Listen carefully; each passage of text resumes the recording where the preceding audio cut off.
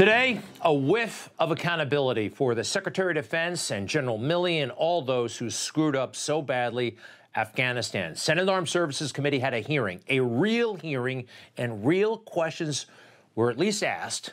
They weren't very well answered, but I'm glad today happened. I was actually proud of some of these senators, both Republicans and Democrats, because there must be accountability for this.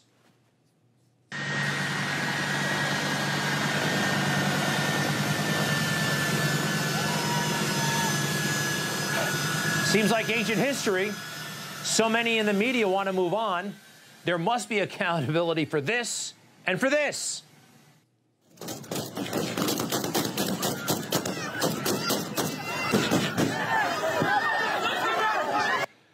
It could have been avoided. Accountability. And for this.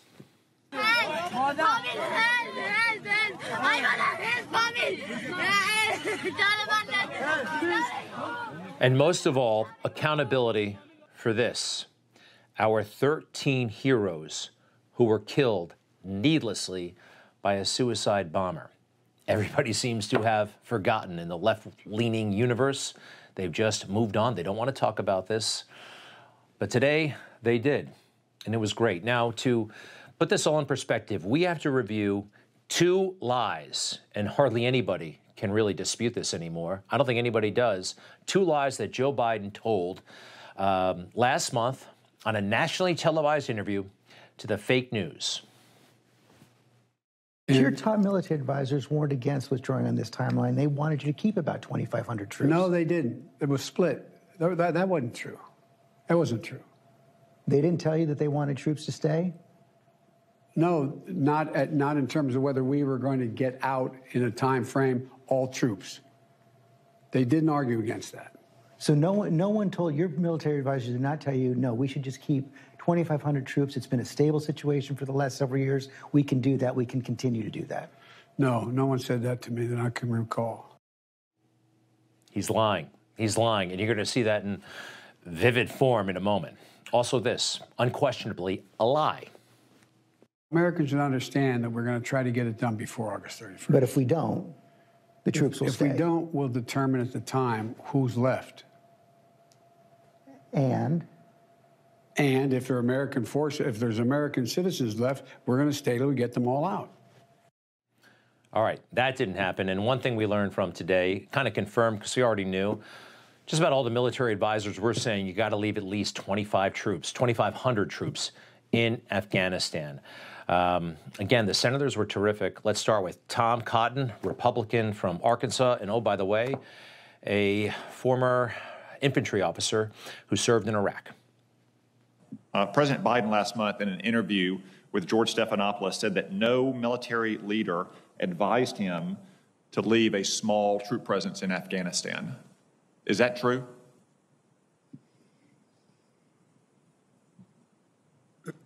Senator Cotton, I believe that, well, first of all, I know the president to be an honest and forthright man.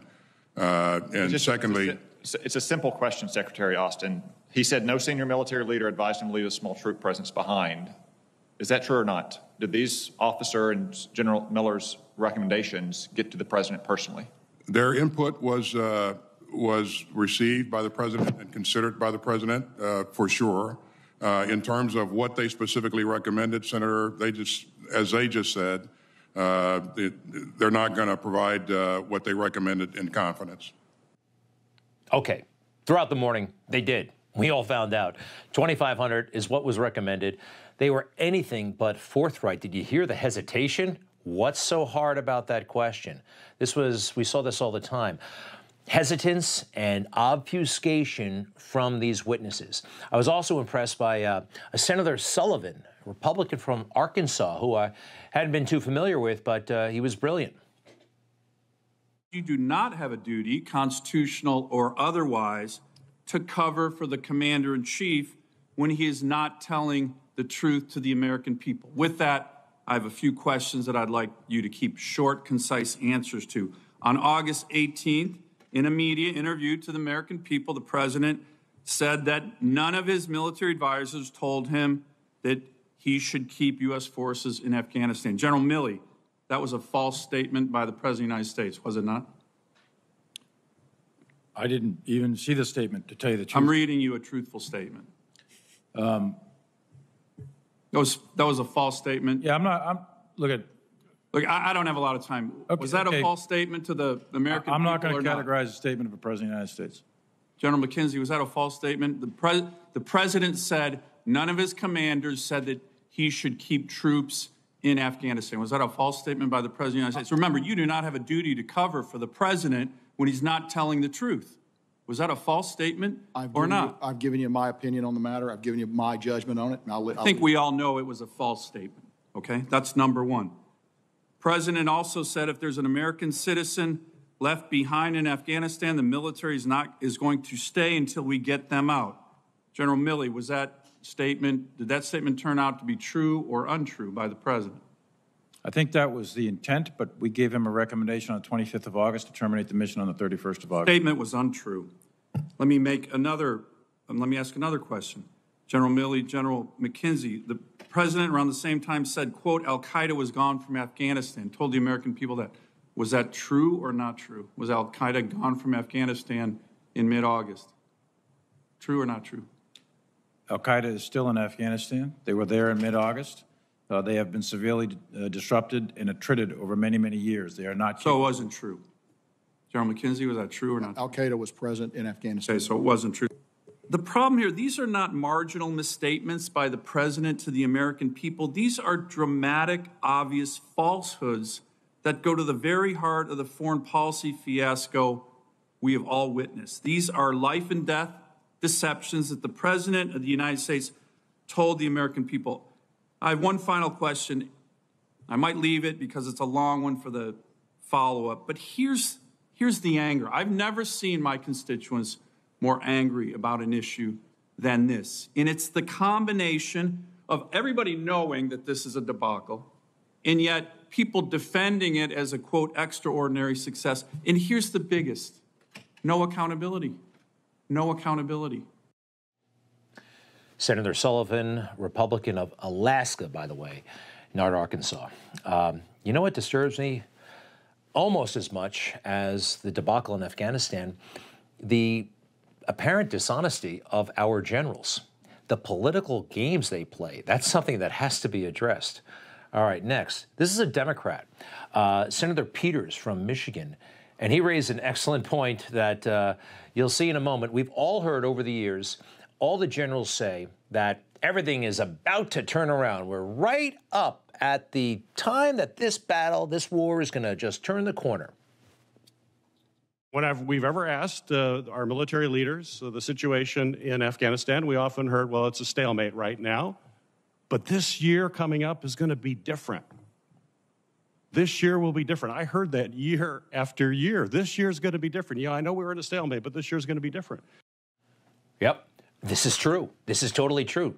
Take a look. Over the years, for 20 years, we've been told that, and we've been lied to. Everything was going great, or we're just about to win this thing, right?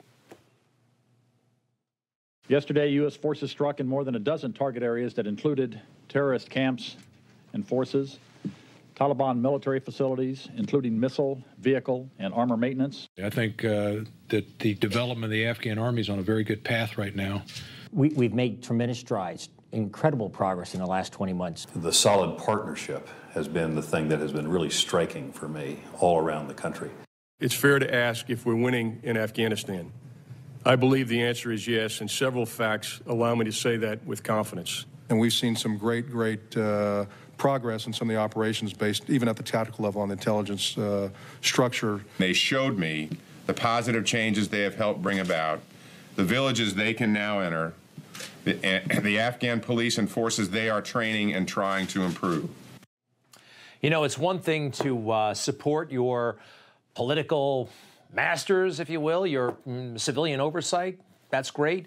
But to spin for them and to sometimes lie for them, we have a huge problem. This is systemic. This has to be fixed. All right, moving on. Back to the hearing today. Senator Rick Scott, great job. When in the history of this country have we ever had the U.S. military say and have a plan that we will take our military out first before we take our civilians? I can't imagine that. When you say civilians, are you talking American about citizens. American citizens? Yeah. Now, the American citizens would come out once a non-combatant evacuation is declared.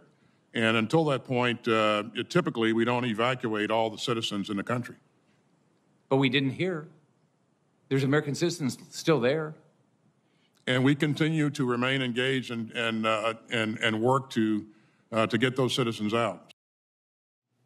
All right, what really came through today, Austin is just not ready for a role this big. He is in way over his head. That goes to for Milley as well. We'll get to him in a moment.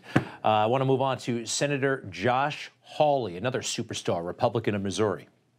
I know this is an administration talking point. I've heard it out of the mouth of the press secretary and others. We are not leaving Americans behind. That was your quote of just a minute ago. With all due respect, sir, you have left, past tense, Americans behind. We have no presence any longer in Afghanistan. There are hundreds of Americans, and not just Americans generally, civilians you left behind against the president's explicit commitment not to leave until all American citizens were out and to safety. That is not what happened. And now we have people who are desperately, frantically trying to get out of this country, coming to me, coming to members of this committee, asking for help.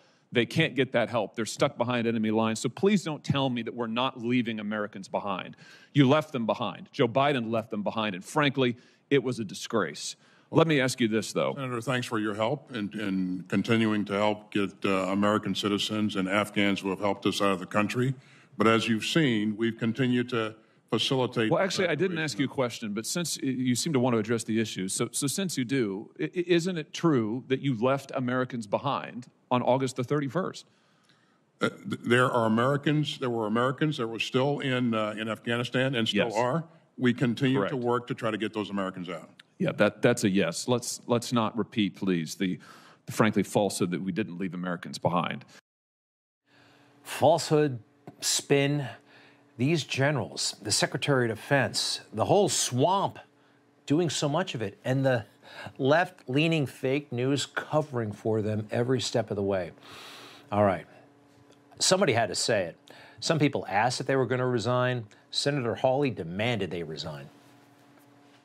It seems to me that you put a high priority on making sure that you were favorably portrayed by the D.C. press corps. You spent a lot of time doing that. Fair enough if that's your priority. But at the same time, we had a rapidly deteriorating, frankly, disastrous situation in Afghanistan, which resulted in the death of 13 soldiers, including one from my home state, hundreds of civilians, and hundreds of Americans left behind. And in my view, that mission can't be called a success in any way, shape, or form, logistical or otherwise. General, I think you should resign. Secretary Austin, I think you should resign. I think this mission was a catastrophe. I think there's no other way to say it, and there has to be accountability. I respectfully submit it should begin with you. Awesome. Awesome. Blunt, candid talk. That you've seen it maybe on a few talk shows here and there, but that's it. And now we have American leaders calling for this, which should obviously happen, calling it for the catastrophe that it was and calling for accountability. Also today, Marsha Blackburn, Republican of Tennessee, some real passion here. She was terrific.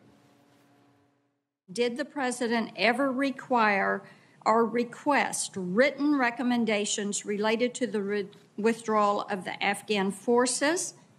Yes or no? Secretary Austin, then General Milley, then General McKenzie. Yes or no? We provided. I provided our input as a part of a policy process that was very well and deliberately run. We will note that you didn't completely answer that. General Milley, any written form? Yes. Would you make those available to us? Make it available to the committee upon request in accordance with appropriate classifications. All right. There, Senator Blackburn was being methodical, and the passion comes in a little bit. I'm going to show you. But look at this answer. Yes, upon declassification and through the appropriate channels. This is a bureaucrat, not a general, and he's playing the game. They will not answer straightforward questions. Now, everybody knows now that 2,500 troops is what They requested to remain in Afghanistan. He said as much earlier. The direct question, though, just to recap, just to make sure he understands, from Senator Inhofe. Listen to the way he responds. Senator Inhofe asking about the 2,500 troops in Afghanistan to remain past August 31st, the recommendation. General Milley, I assume you agree with that in terms of the recommendation of 2,500? What I said in my opening statement and the memoranda that I wrote back in the fall of 2020 remained consistent, and I do agree with that. I remain consistent, and I do agree with that. What I said, like, this is spin. These are bureaucratic games. They are desperately trying to protect their careers. They want to give the administration cover, but they have to kind of protect themselves at the same. They got a lot of different things going on, and it's not about the troops, and it's not about us. All right. Yeah, the passing of the buck was pretty wild. Take a look at this. A direct question about how many Americans are still in Afghanistan. I'd like to know, wouldn't you? How many American citizens, is it your opinion, are still there? Just go down the line, each one of you. Anyone? Senator, I would defer to the State Department for that assessment. That's a dynamic process. Okay, fine. We'll give that to the State Department. Except they do that all the time, and so does the State Department. Watch this. This is Senator Wicker. When the State Department is here and we ask them a question, they say, well, you have to ask the Defense Department that. And now today, again, Defense Department people are before us, and a question was asked, and the answer to Senator Inhofe was, well, you have to ask the State Department that. A typical swamp Washington game. That way, that way, that way, that way. Generals shouldn't be playing it. I really feel that way. Generals they're consumed with way too many extraneous things, like books, like getting their names in books. Now, we all know that Milley has been talking to every reporter in town, telling him everything he thinks about President Trump, all the bad stuff. Today, he was called out on it. Back to Senator Blackburn.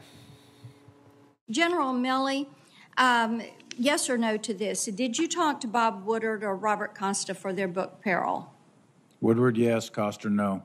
Did you talk to Carol Leonick and Philip Rucker for their book, Alone Can I Fix It? Yes. Did you talk to Michael Bender for his book is, frankly, we did win this election, the inside story of how Trump lost? Yes. Yes. And were you accurately represented in these books? I haven't read any of the books, so I don't know. I've seen press reporting of it. I haven't read the book. He hasn't read the book. Oh, I haven't read the book. I don't have time to read the book. I can talk to these reporters, but I'm not going to read the book. You can do what they call the Washington read, when you go to the index and you find out the pages you're on and you read that part. Quite frankly, I'm in one of those books. I am actually in one of those books. On page 424, in his Newsmax TV interview with Greg Kelly at about 4 o'clock, Flynn said, blah, blah, blah, blah, blah, blah, blah, blah. I am in that book, the same book that General Milley is in. I know it. I looked it up. I read all the parts about me. By the way, the fake news, they even screwed that part up about me. There's a mistake in there. They got the wrong time. Whatever. So back to Milley. I think he's not telling the truth. And by the way, all of the information that he apparently gave these reporters, that's a big problem. How he spent his time giving them that information, that's a big problem. We're going to go into that in a little bit more detail after the break. But first, I am going to give General Milley just a little bit of credit. Inadvertently, he said something that was very interesting. He summarized all the people who have been making decisions about Afghanistan over the past 2 decades. Strategic decisions have strategic consequences. Over the course of 4 presidents, 12 secretaries of defense, 7 chairmen, 10 CENTCOM commanders, 20 commanders in Afghanistan, hundreds of congressional delegation visits, and 20 years of congressional oversight, there are many lessons to be learned. Did you hear those numbers? 20 commanders in Afghanistan? 7, I mean, that's the turnover. Who's going to know anything? Where's the corporate knowledge, the institutional knowledge? That's crazy. We've got to fix that. The general core, the top of the Pentagon, is totally broken. We didn't always do it this way, by the way. General MacArthur, you know how long he was in charge of a good chunk of our military affairs? He was a 4-star general, then a 5-star general for about 20, 25 years, something like that. And he was instrumental in winning one war and also in the Korean War as well, World War II in Korea. We got to think about doing something like this. The turnover, getting mediocrities like Milley. This is America. There are more MacArthurs out there than Milley, in my opinion, and we got to find them. You just watched Newsmax TV, America's fastest growing cable news channel, now in more than 70 million homes. You can get Newsmax TV on your cable system or check your cable guide. And if your system doesn't carry Newsmax, call them, tell them you want Newsmax TV, because we're real news for real people.